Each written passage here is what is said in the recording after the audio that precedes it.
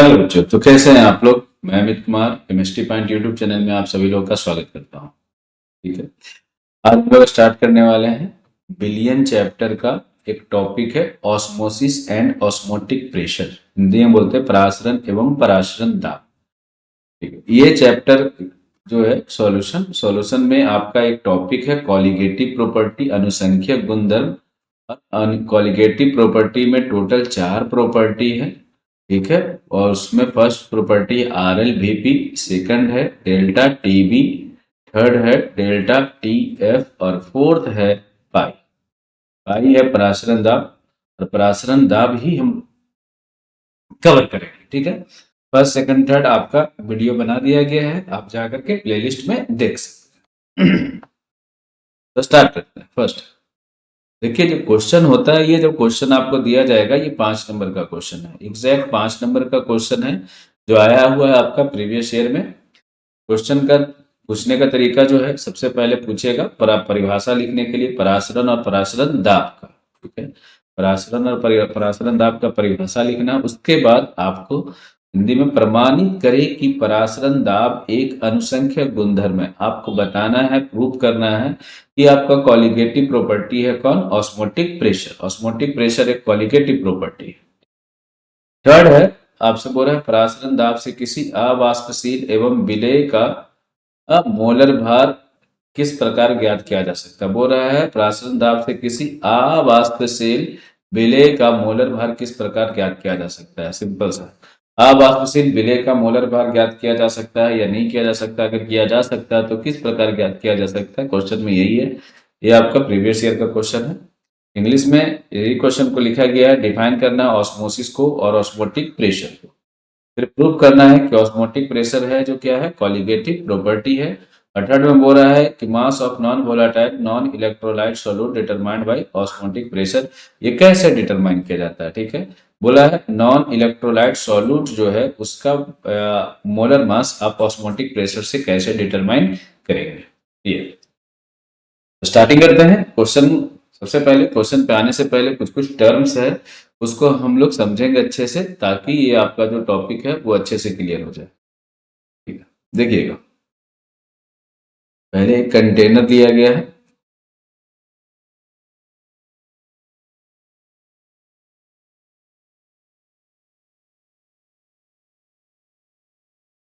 एक कंटेनर है, और कंटेनर में आपका, कंटेनर को बीचों बीच आपका लगाएंगे एसपीएम, सेमी परमिएबल मेम्ब्रेन्स।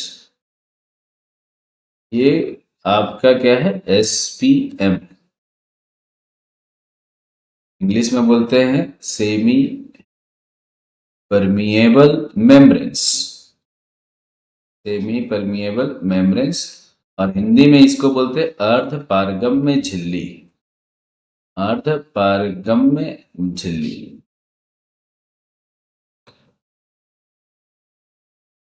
ये लगाएंगे कंटेनर के बीचों बीच। ठीक है। अब क्या है, कंटेनर के इस साइड में, एसपीएम के इस साइड में आपका शुद्ध विलायक,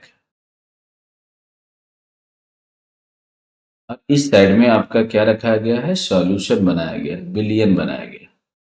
ठीक है, ध्यान में रखिएगा, एक साइड में शुद्ध विलायक है और एक साइड में सॉल्यूशन। यहां मैं लिख दे रहा हूं, ये इस साइड में आपका शुद्ध विलायक, और इस साइड में आपका क्या है, विलियन। विलियन में ए के भी पार्टिकल्स है और बी के भी पार्टिकल्स है। ठीक है। शुद्ध विलायक, सिर्फ और सिर्फ पानी का मात्रा अधिक होने के कारण आप इस साइड वाले को तनु विलियन भी बोल सकते हैं, तनु विलियन। और ये आपका रहेगा सांद्र विलियन। तनु विलियन और सांद्र विलियन। तनु विलियन को आप बोल सकते हैं इंग्लिश में डाइल्यूट सॉल्यूशन, और ये आपका है concentrated solution. Concentrated solution, dilute solution. इस साइड में अगर अब बात किया जाए, इस कंटेनर में, कंटेनर ए जिसको मान रहे हैं, ये कंटेनर ए है, ये कंटेनर बी है। मतलब 2 पार्ट में डिवाइड किया, पार्ट ए और पार्ट बी। अगर आप बात किया जाए तो सॉल्यूशन के रिस्पेक्ट में, ठीक है, यहाँ कंसंट्रेशन बी का कंसंट्रेशन क्या है, कम है। आप यहाँ लिख सकते हैं लेस कंसंट्रेशन ऑफ सॉल्यूशन, और इस साइड में ए के साथ साथ बी का भी पार्टिकल्स है, इसलिए इसको लिख सकते हैं high concentration of solution. Hindi में अगर आप लिखिएगा तो विलयन का निम्न सांद्रता, विलयन का जो है वो निम्न सांद्रता है, सांद्रण है। यहाँ पर आप लिख सकते हैं विलयन का उच्च सांद्रण, विलयन का उच्च सांद्रण, ठीक है। ये देखिए, सबसे पहले एक कंटेनर लिया गया, कंटेनर के बीच में एसपीएम लगाया गया, एसपीएम को बोले अर्धपारगम्य झिल्ली, क्या है इसके बारे में बाद में बात करते हैं, ठीक है। इस साइड में एसपीएम के एक साइड को ए माना गया और एक साइड को बी माना गया, लेफ्ट साइड को ए माना गया, राइट साइड को बी माना गया, और लेफ्ट साइड में आपका प्योर सॉल्वेंट है ना, प्योर क्या है, सॉल्वेंट, शुद्ध विलायक, और इसमें आपका क्या है, सॉल्यूशन, ए और बी दोनों, है ना। इस साइड में शुद्ध विलायक है, प्योर सॉल्वेंट है, उसको आप डाइल्यूट सॉल्यूशन भी बोल सकते हैं। इस साइड में आपका कंसंट्रेशन जो है, सॉल्यूशन का कंसंट्रेशन क्या है, लेस अमाउंट में है, और इस साइड में सॉल्यूशन का कंसंट्रेशन क्या है, हाई अमाउंट। ये एसपीएम है। थोड़ा सा बात करते हैं एसपीएम के लिए, उसके बाद फिर वापस यहाँ आते हैं, ठीक है। ध्यान में रखिएगा, एसपीएम के बारे में पहले बात करते हैं। एसपीएम हिंदी में क्या बोले, अर्ध पारगम्य झिल्ली। देखिए, ये पूरा टॉपिक मैं डिटेल में बता रहा हूं, आप कवर कीजिएगा। एसपीएम अर्ध पारगम्य झिल्ली, ठीक है, सेमी परमिएबल मेम्ब्रेन्स। ये जो होता है एसपीएम, एसपीएम से सिर्फ और सिर्फ आपका सॉल्वेंट के पार्टिकल्स, किसके पार्टिकल्स, सॉल्वेंट के पार्टिकल्स आराम से इसको क्रॉस कर सकते हैं। सॉल्वेंट के पार्टिकल्स मीन्स क्या, ए, ठीक है, ए के पार्टिकल्स आराम से इजीली क्या कर सकते हैं, क्रॉस कर सकते हैं। अब किधर से भी आप क्रॉस कर सकते हैं, आप इधर से, है ना, ये प्योर सॉल्वेंट से आप सॉल्यूशन के साइड में भी क्रॉस करा सकते हैं, और जरूरत पड़ने पर सॉल्यूशन से सॉल्वेंट की तरफ भी क्रॉस करता है। तो अर्ध पारगम्य झिल्ली या सेमी परमिएबल मेम्ब्रेन्स से अगर आपसे क्वेश्चन पूछेगा, सेमी परमिएबल मेम्ब्रेन से कौन से पार्टिकल क्रॉस होते हैं, तो आप बता सकते हैं सेमी परमिएबल मेम्ब्रेन से किसको क्रॉस करने देता है, सॉल्वेंट पार्टिकल्स को। किसको क्रॉस नहीं करने देता है, तो सॉल्यूट पार्टिकल्स जो है इससे क्रॉस नहीं करता, सॉल्यूट पार्टिकल्स को ये क्रॉस नहीं करने देता है। सॉल्वेंट पार्टिकल्स जो है वो इजिली क्या हो जाता है, क्रॉस कर लेते, इसके आर पर जा सकता है। अब आता है एसपीएम, है ना, सेमी परमिएबल मेम्ब्रेन्स जो है ये आपका दो टाइप्स का होता है, ठीक है। फर्स्ट है नेचुरल, जिसको आप बोले प्राकृतिक, और सेकंड जो होता है वो आपका, है ना, ये सिंथेटिक बोल सकते हैं, सिंथेटिक या फिर कृत्रिम, कृत्रिम एस, है ना।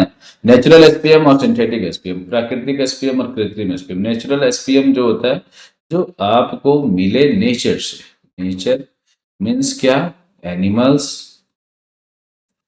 या फिर प्लांट्स। ये जो सिंथेटिक है ये मैनमेड होता है, मैनमेड, ह्यूमन, मानव निर्मित, जिसको बोलते हैं मानव निर्मित, ठीक है। नेचुरल मेम्ब्रेन्स जो होता है, इसका एग्जाम्पल्स जो जनरली होता है वो होता है एग्स मेम्ब्रेन्स या फिर पिग्स ब्लैडर। एग मेम्ब्रेन्स मतलब अंडे की जर्दी, या फिर पिग्स ब्लैडर ये आपका सुअर का आमाशय, है ना। और ये सिंथेटिक है, सिंथेटिक में आपका बहुत सारा है, जैसे में आपका निकेल है, कोबाल्ट है, copper ferrocyanide, copper ferrocyanide,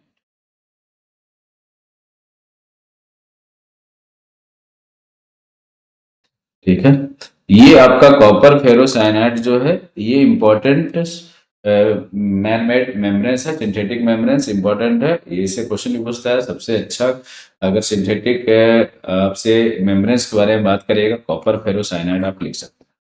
nickel भी है, कोबाल्ट भी है, कॉपर फेरोसाइनाइड है, यहाँ एक मेम्ब्रेन्स और पी ब्लडर्स है। तो ध्यान में रखिएगा। एसपीएम के बारे में हम बताएं, एसपीएम जो अर्धपारगम्य झिल्ली है, जिससे आपका सिर्फ और सिर्फ सॉल्वेंट का पार्टिकल्स क्रॉस हो सकता है, सॉल्वेंट से सॉल्यूशन की तरफ भी या सॉल्यूशन से सॉल्वेंट के साइड में, बस ए के पार्टिकल्स, ए मीन्स प्योर सॉल्वेंट का पार्टिकल्स है जो क्रॉस कर सकता है। एसपीएम जो है वो दो टाइप्स का होता है, एक होता है नेचुरल, एक होता है सिंथेटिक। नेचुरल एसपीएम जो है वो आपका एनिमल और प्लांट्स में मिलता है, जैसे मैं एग्जांपल में लिए हैं एग मेम्ब्रेन्स, पी ब्लडर्स, और सिंथेटिक में आपका क्या है, निकेल है, कोबाल्ट है, कॉपर फेरोसाइनाइड, ये आपका। तो हम बात कर रहे थे यहाँ पे एसपीएम के बारे में। तो एसपीएम है सेमी परमिएबल मेम्ब्रेन्स, इससे आपका क्रॉस होगा ए का पार्टिकल्स। अब यहाँ पे बात करते हैं, देखिएगा, अगर इस साइड से प्योर सॉल्वेंट से ए के पार्टिकल्स आसानी से इजीली वे में आपका क्रॉस कर रहे हैं सेमी परमिएबल को इधर की ओर सॉल्यूशन की ओर। जब ए का पार्टिकल्स आसानी से डाइल्यूट सॉल्यूशन से कंसंट्रेटेड सॉल्यूशन की ओर जा रहा है, इस प्रोसेस को आप क्या बोलते हैं, ऑस्मोसिस। ठीक है, ऑस्मोसिस के प्रोसेस में होता है क्या है कि सॉल्वेंट के पार्टिकल्स डाइल्यूट सॉल्यूशन से कंसंट्रेटेड सॉल्यूशन की ओर जाते हैं, या फिर आप बोल सकते हैं लेस कंसंट्रेशन ऑफ सॉल्यूशन से हाई कंसंट्रेशन ऑफ सॉल्यूशन की ओर जो मूवमेंट हो रहा है ए के पार्टिकल्स को, इस प्रोसेस को आप क्या बोलते हैं, ऑस्मोसिस। क्या बोलते हैं, ऑस्मोसिस। ठीक है, ये आपका प्रोसेस है ऑस्मोसिस।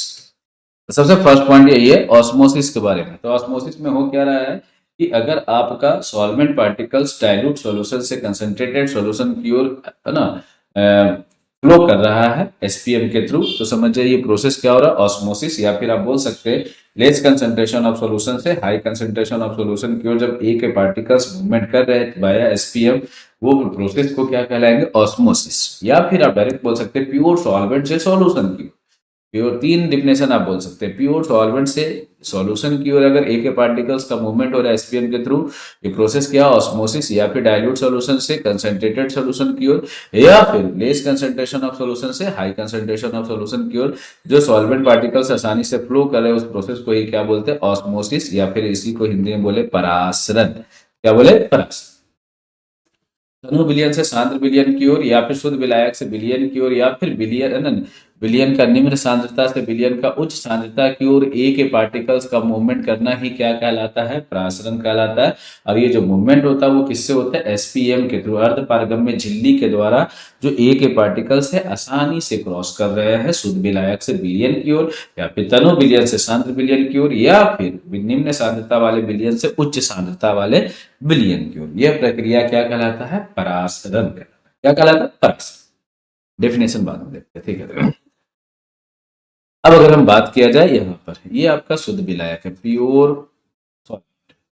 आपको पता होना चाहिए कि शुद्ध विलायक का वेपर प्रेशर होता है, जो है ना, वाष्प दाब होता है, वो क्या होता है, ज्यादा होता है, पी नॉट ए है ये। और इसका जो वेपर प्रेशर है, इसको हम लोग डिनोट किए पीटी से या पी एस से भी करते हैं।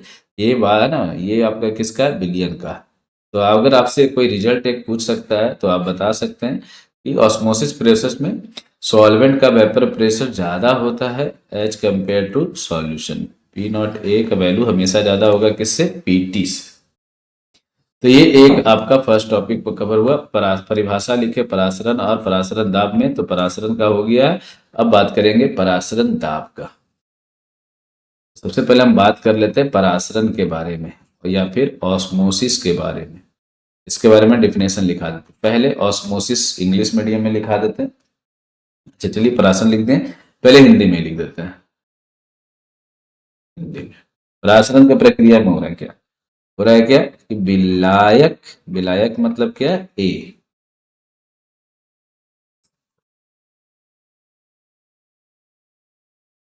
विलायक, हाँ, विलायक मीन्स ए के अणुओं का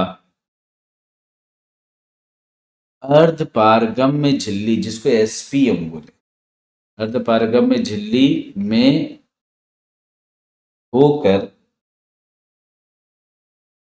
शुद्ध विलायक से विलयन की ओर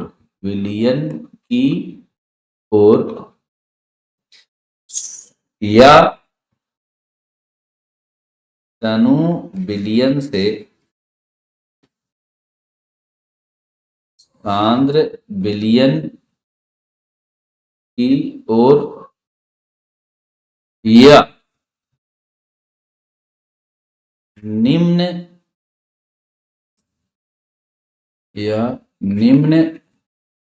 सांद्रण वाले विलयन से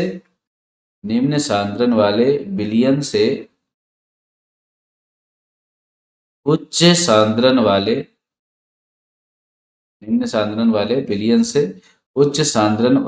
विलयन की ओर स्वतः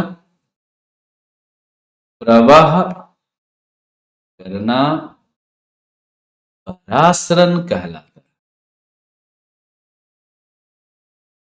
देखिए तीनों परिभाषा लिखा है, आपको कोई एक ही लिखना है, एग्जाम में जैसे क्वेश्चन पूछेगा वैसे।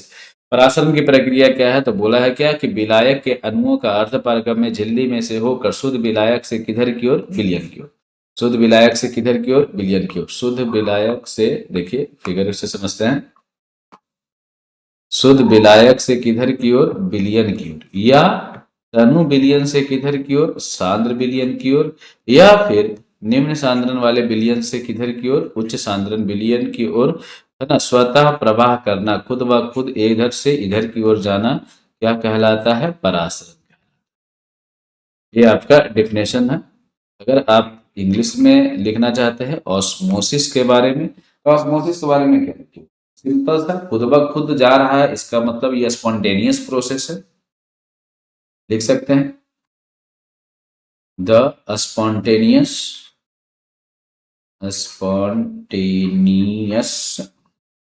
net flow of solvent molecules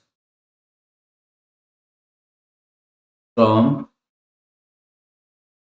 lower concentration of solution to higher concentration of solution, और है ना, और dilute solution to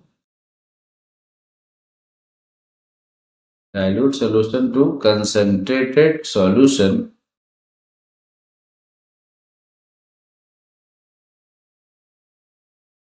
through SPM, semi permeable membranes, is called osmosis। ध्यान में रखिएगा। बोला ऑस्मोसिस क्या है, तो एक स्पॉन्टेनियस प्रोसेस है, spontaneous net flow of solvent molecules है जो ऐसा स्पॉन्टेनियस है, फ्लो कर रहा है कहां से, लोअर कंसंट्रेशन ऑफ सॉल्यूशन से हायर कंसंट्रेशन ऑफ सॉल्यूशन की ओर, या फिर डाइल्यूट सॉल्यूशन से किधर की ओर, कंसंट्रेटेड सॉल्यूशन की तरफ, है ना, वाया किससे, एसपीएम से। ये प्रोसेस क्या कहला रहा है, ऑस्मोसिस। ये प्रोसेस क्या कहलाएगा, ऑस्मोसिस। ध्यान में रखिएगा। नेक्स्ट है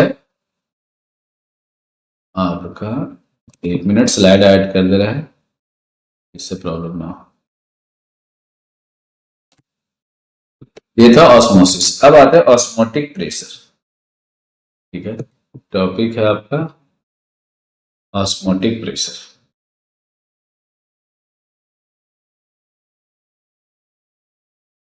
ऑस्मोटिक प्रेशर, इसी को बोलते हैं परासरण दाब। क्या बोलते हैं, परासरण दाब। ऑस्मोटिक प्रेशर, परासरण दाब। सबसे पहले फिगर से समझते हैं, इसी फिगर से समझते हैं, यही फिगर मेन है, इसी से समझेंगे। देखिएगा, आपका जो सॉल्वेंट का पार्टिकल्स है, जो आपका तनु विलयन से सांद्र विलयन की ओर या फिर डाइल्यूट सॉल्यूशन से कंसंट्रेटेड सॉल्यूशन की ओर जा रहा है, अब इसको रोकना है।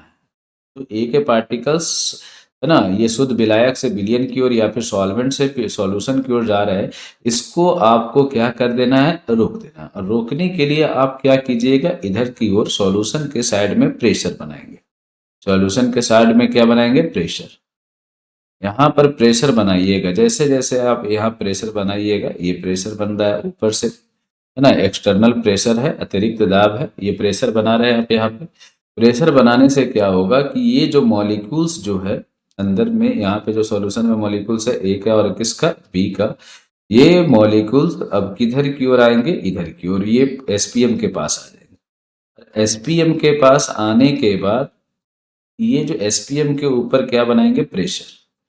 एसपीएम के ऊपर क्या बनाएंगे, प्रेशर। ये जो सॉल्यूट और सॉल्वेंट है, ठीक है ना, जो आपको सर्कल बना रहे हैं, ये सॉल्यूट और सॉल्वेंट का पार्टिकल्स है, जो प्रेशर लगने के कारण क्या हो रहा है, एसपीएम के पास आ गए, बिल्कुल यहाँ पर आकर के। अब ये इधर आ करके क्या किए, प्रेशर बनाए एसपीएम में, जिससे हुआ है क्या कि जो पार्टिकल्स, एसपीएम का जो पार्टिकल्स आपका मूवमेंट कर रहा था, है ना, प्योर सॉल्वेंट से सॉल्यूशन की ओर, अब ये यहाँ से आकर के यहीं पे क्या हो जाएगा, रुक जाएगा। अब ये क्रॉस नहीं करेगा। जो प्रेशर लगा है इस साइड में, सॉल्यूशन के साइड में, ये जो है ना, सॉल्यूशन के साइड में जो प्रेशर बनाया गया है, ये प्रेशर के कारण, है ना, ये जो सॉल्यूशन के साइड में जो प्रेशर बना, इस प्रेशर के कारण आपका जो मॉलिक्यूल्स जो है एसपीएम के ऊपर प्रेशर बना है, जिससे आपका जो ए का जो पार्टिकल्स आसानी से इधर मूवमेंट कर रहा था सॉल्वेंट से सॉल्यूशन की ओर, अब ये रुक जाएगा।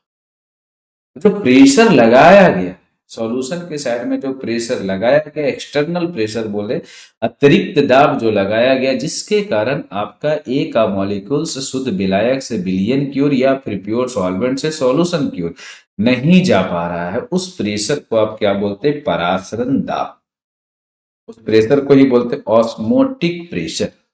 यहाँ पे जो प्रेशर बना, उस प्रेशर को ही बोला जा रहा है क्या, ऑस्मोटिक प्रेशर। थोड़ा सा यहाँ से फिगर थोड़ा सा हम और बना देते हैं, हल्का सा, पूरा डिटेल में नहीं बनाएंगे। यहाँ आपका क्या है, एक कंटेनर था, ये साइड में आपका एसपीएम था, एसपीएम सेमी परमिएबल मेम्ब्रेन्स है, ठीक है। और हो क्या रहा था, ए के पार्टिकल्स आसानी से यहाँ से आ रहे थे और क्रॉस कर रहा था। लेकिन अब क्या हुआ है कि इस साइड में एक प्रेशर बनाया गया, बाहर से एक्सटर्नल प्रेशर लगाया गया है, ठीक है, एक्सटर्नल प्रेशर, इसको आप बोले अतिरिक्त दाब, एक्सटर्नल प्रेशर, अतिरिक्त दाब। और ये जो एक्सटर्नल प्रेशर बनाया गया है, ये क्या किया है कि यहाँ पर आकर के प्रेशर बना दिया। पूरा जो मॉलिक्यूल्स जो था ए और बी का, सॉल्यूशन के जो मॉलिक्यूल्स थे, वो एसपीएम के पास आकर के प्रेशर बनाया, जिससे इस साइड से सॉल्वेंट के साथ से शुद्ध विलायक, या फिर लिखे तनु विलयन से, कौन से, तनु विलयन से, किधर की ओर, जो सांद्र विलयन की ओर, जो ए के पार्टिकल्स आसानी से फ्लो कर रहे थे डाइल्यूट सॉल्यूशन से, किधर की ओर, कंसंट्रेटेड सॉल्यूशन की ओर,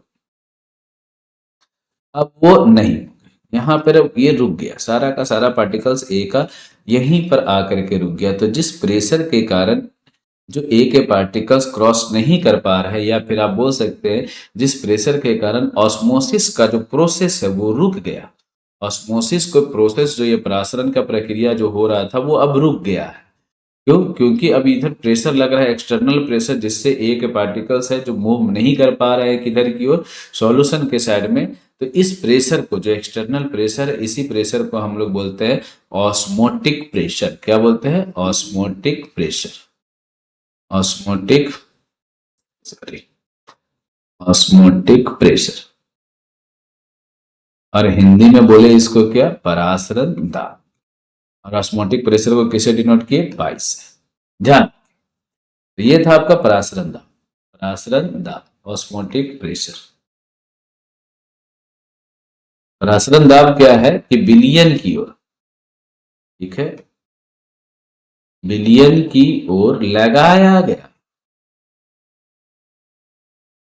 विलयन की ओर लगाया गया वह अतिरिक्त दाब, जिससे विलायक के अणु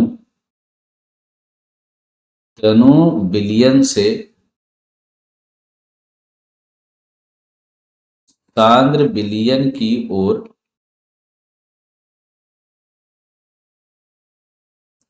गमन नहीं कर पाते हैं, वह अतिरिक्त दाब लिख सकते हैं, परासरण दाब कहलाता है। वह दाब परासरण दाब कहलाता है। या फिर एक लाइन में अगर कोई लिखने बोले तो लिख सकते हैं परासरण की प्रक्रिया को, परासरण की प्रक्रिया रोकने के लिए विलयन की तरफ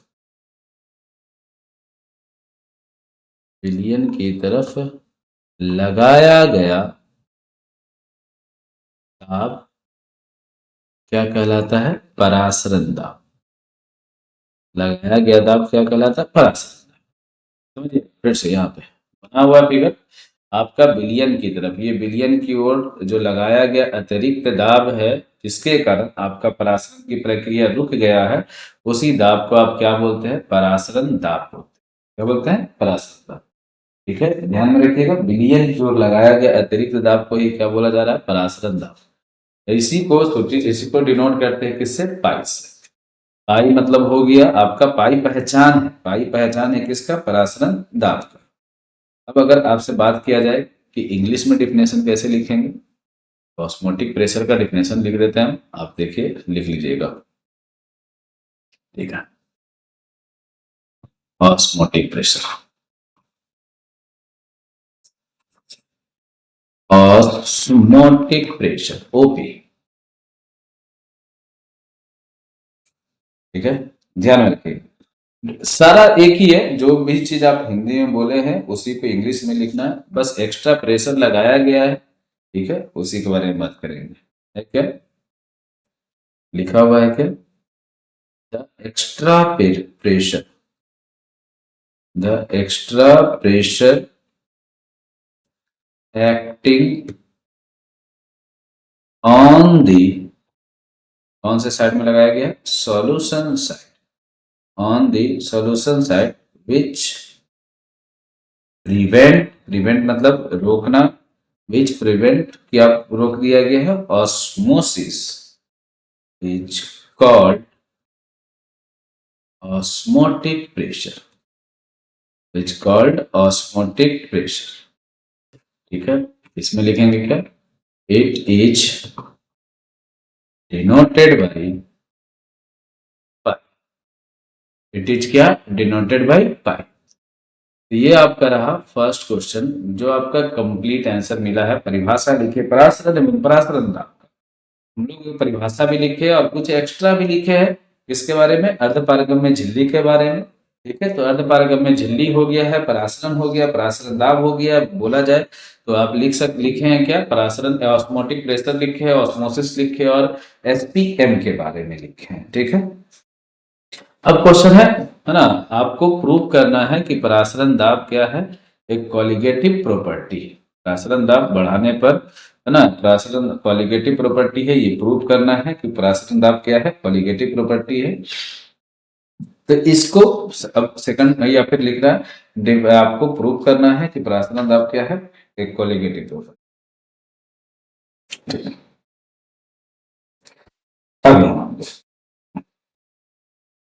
है ना, नेक्स्ट है जो है, छोटा सा एक और टॉपिक कवर कर ले पहले, रिवर्स ऑस्मोसिस, जिसको हम लोग बोलते हैं उल्टा परासरण। परासरण दाब के बाद एक टॉपिक है उल्टा परासरण, जो आपका आता है एग्जाम में, उल्टा परासरण या फिर रिवर्स ऑस्मोसिस। ध्यान में रखिएगा, परासरण पढ़ लिए, अब उल्टा परासरण। उल्टा परासरण में अब क्या है, यहाँ एक है ना, ये जो, चलिए एक अलग फिगर बनाते हैं यहाँ पे। वो क्या रहा है, शुरुआत में हुआ है आपका एक कंटेनर लिया गया था, कंटेनर में हम लोग आए क्या, एसपीएम सेमी परमिएबल मेम्ब्रेन्स अर्ध पारगम्य झिल्ली, ठीक है। एसपीएम लगा है, अर्ध पारगम्य झिल्ली। इस साइड में आपका सॉल्वेंट है और इस साइड में आपका क्या है, सॉल्यूशन है। इस साइड में आपका विलियन है और इस साइड में आपका शुद्ध क्या है, विलायक। प्योर सॉल्वेंट है और ये क्या है, सॉल्यूशन है, ठीक है। अब क्या है कि इस साइड में आपका एक एक्सटर्नल प्रेशर बनाएंगे।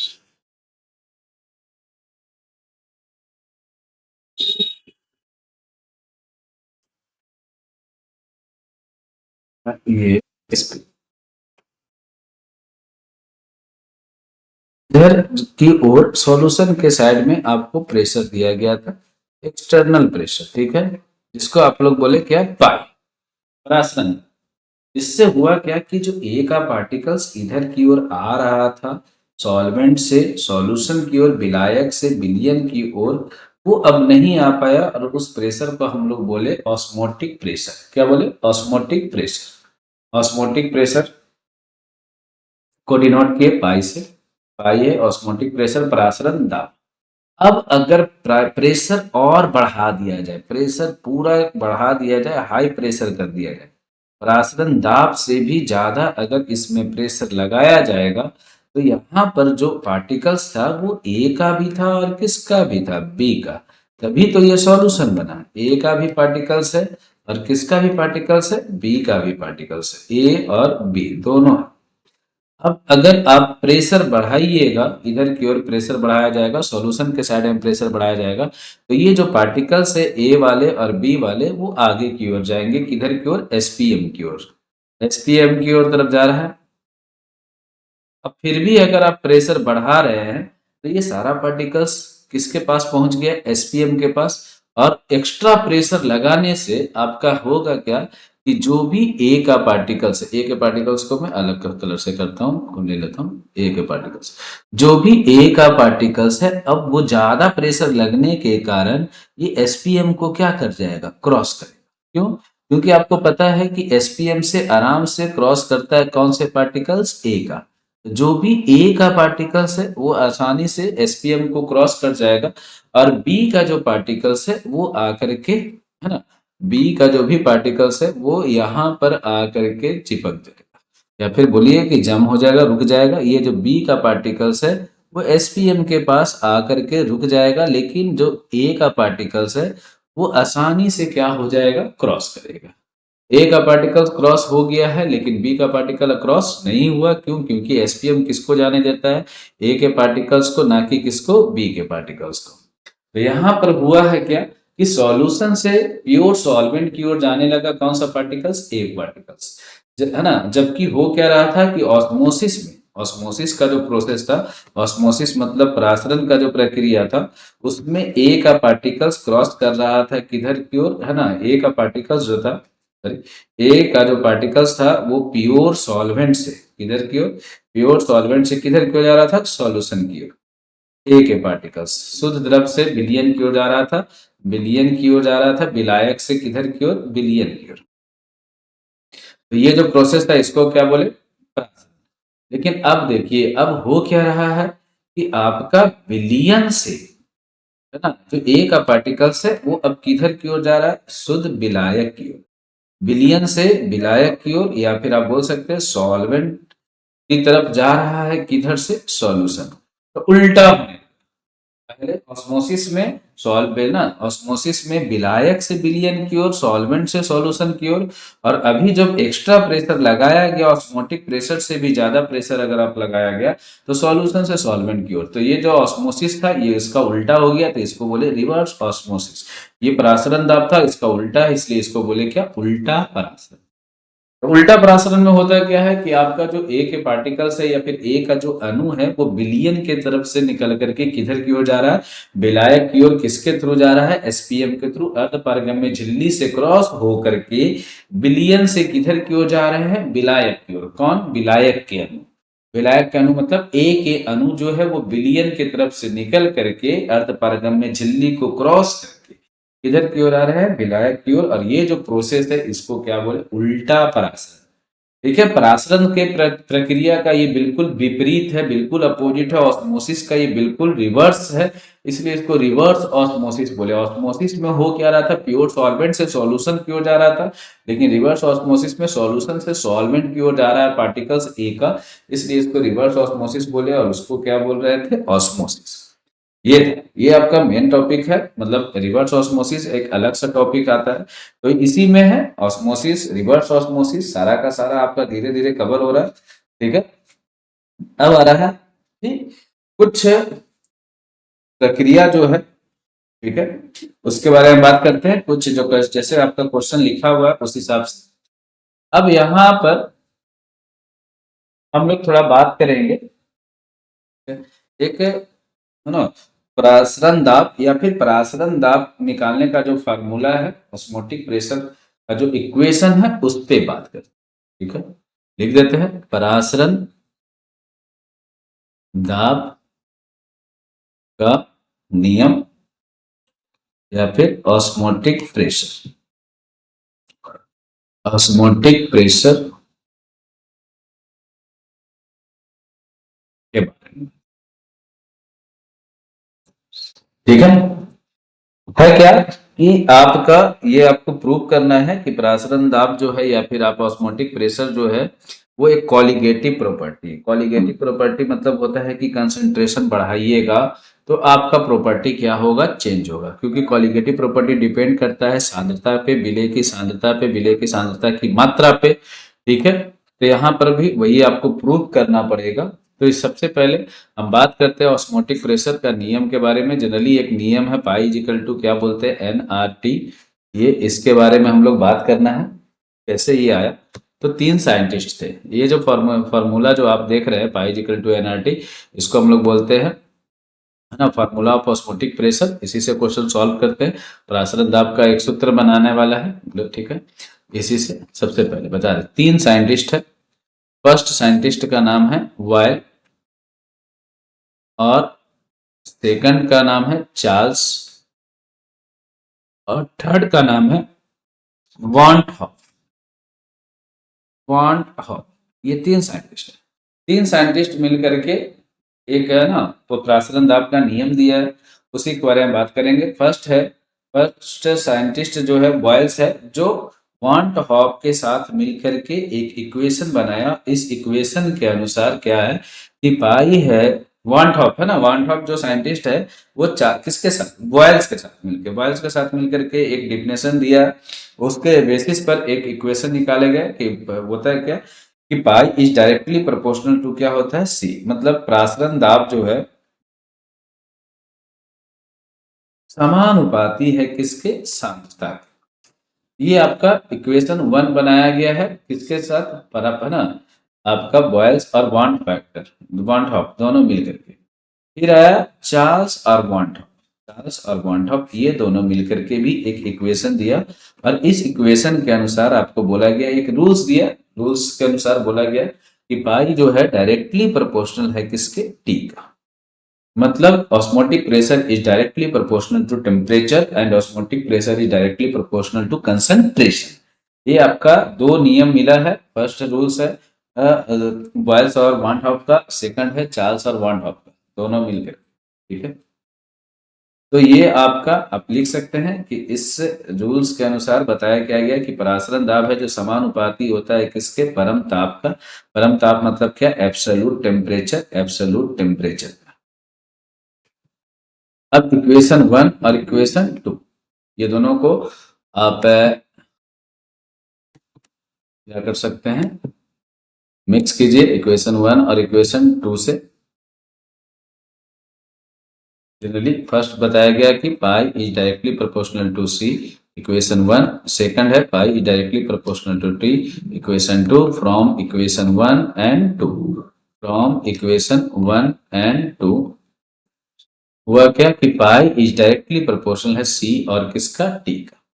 अब बताइएगा, ये प्रोपोर्शनल का साइन है, इसको जब हटाते हैं तो एक कांस्टेंट देते हैं। ये समानुपाती का साइन है, इसको जब हटाते हैं एक स्थिरांक देते हैं। और पाई को हटाने के बाद एक स्थिरांक दिया गया, क्या, आर। और आर सी टी, या फिर आप इसी को लिख सकते हैं pi is equal to C R T. यही है आपका प्रूफ कि आपका प्रासरण दाब जो है एक अनुसंख्यक गुणधर्म है। क्यों? क्योंकि कंसंट्रेशन बढ़ाइएगा तो प्रासरण दाब क्या होगा, बढ़ेगा। और आपका अनुसंख्यक गुणधर्म या फिर आपका क्वालिटेटिव प्रॉपर्टी का यही एक मेन फंडामेंटल यही है कि आप जैसे जैसे आप उसमें सॉल्यूट का पार्टिकल्स बढ़ाइएगा, वैसे वैसे आपका क्वालिटेटिव प्रॉपर्टी भी क्या होगा, बढ़ेगा। Qualitative property directly proportional to concentration.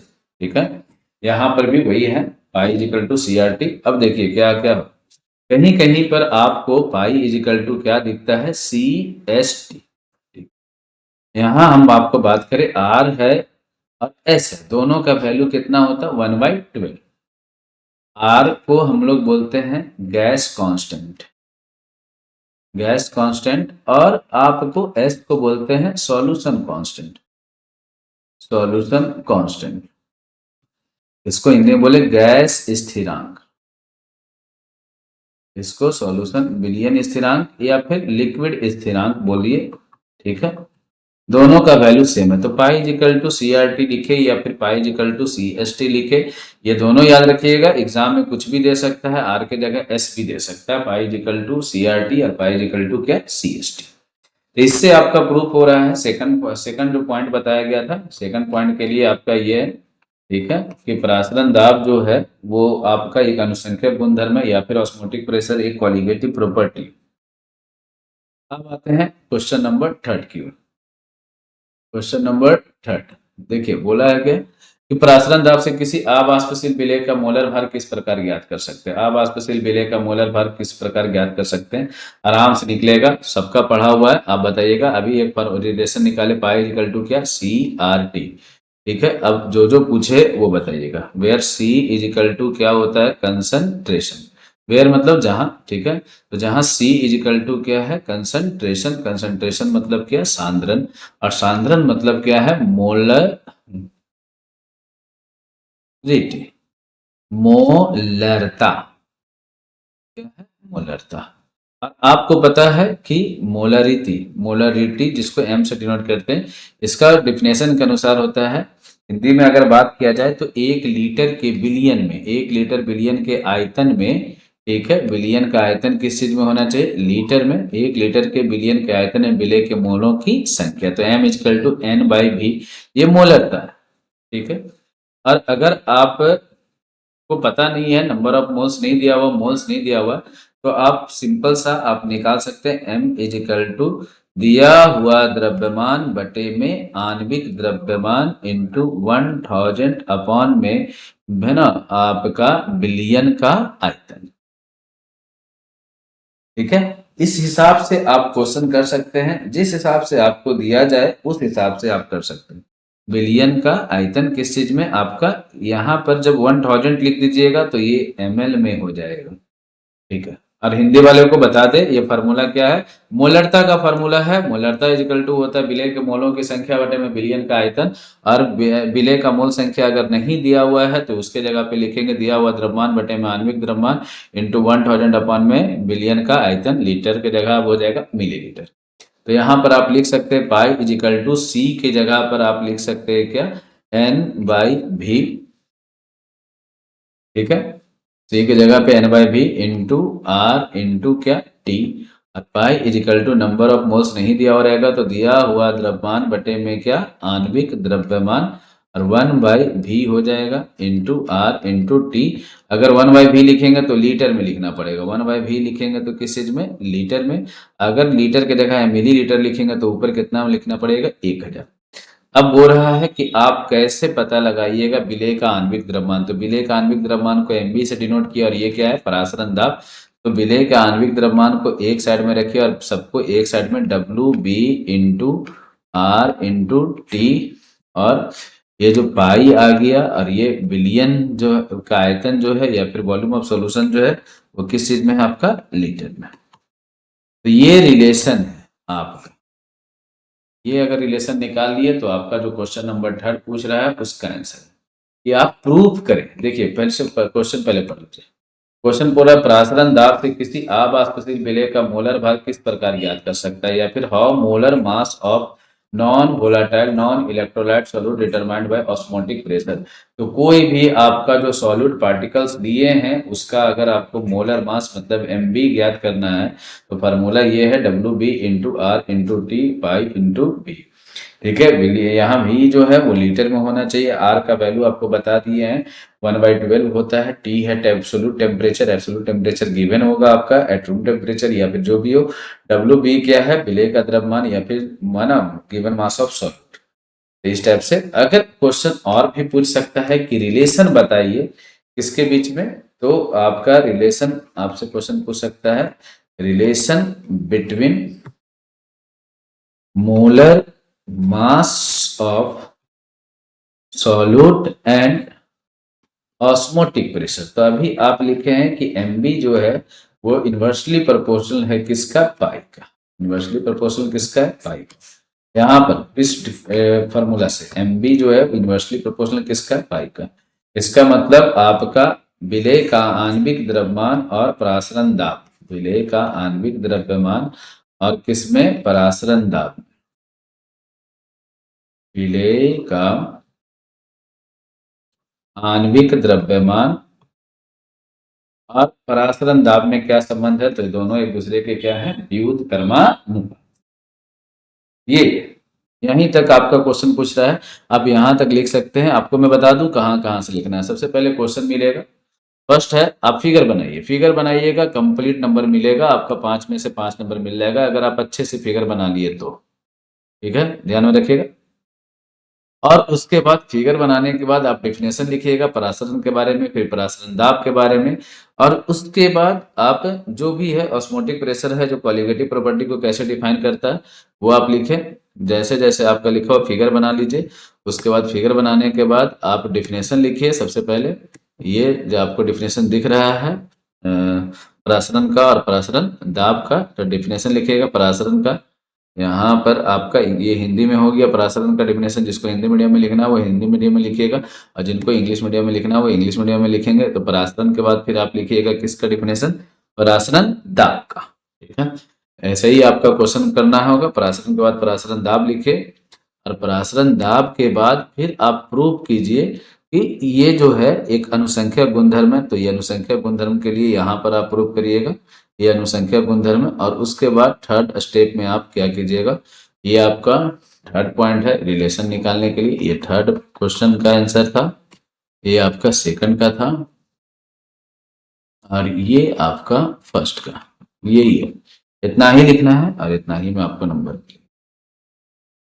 फिर से एक बार लास्ट है मैं बता देता हूँ। देखिएगा सबसे पहले क्या बोल रहा है कि आपका क्वेश्चन में परासरण और परासरण दाब के बारे में बात कर रहा है। तो एक कंटेनर लिए हैं और कंटेनर में आपका एक साइड में विलायक है और एक साइड में विलयन है और बीच में अर्धपारगम्य झिल्ली है। जिस साइड में विलायक है उसको तनु विलयन बोला गया, जिस साइड में विलयन उसको सांद्र विलयन बोल रहे हैं। विलायक वाले साइड को बोले निम्न सांद्रता वाले विलयन और विलयन वाले साइड को बोले हैं उच्च सांद्रता वाले विलयन। एक है प्योर सॉल्वेंट, दूसरा है सॉल्यूशन, एक है डाइल्यूट सॉल्यूशन, दूसरा कंसंट्रेटेड सॉल्यूशन। एक साइड में लेस कंसंट्रेशन ऑफ सॉल्यूशन है, दूसरे साइड में हाई कंसंट्रेशन ऑफ सॉल्यूशन है। अब हुआ क्या कि एसपीएम से अर्ध पारगम्य झिल्ली के बारे में बात करें तो एसपीएम जो है वो किसके पार्टिकल को क्रॉस करने देता है, तो सिर्फ और सिर्फ सॉल्वेंट के पार्टिकल्स को अपने से क्रॉस करने देता है, सॉल्यूट के पार्टिकल को क्रॉस नहीं करने देगा। ठीक है, ये पहचान है किसका, एसपीएम का, अर्धपारगम्य झिल्ली का। अर्धपारगम्य झिल्ली जो है वो दो प्रकार का है।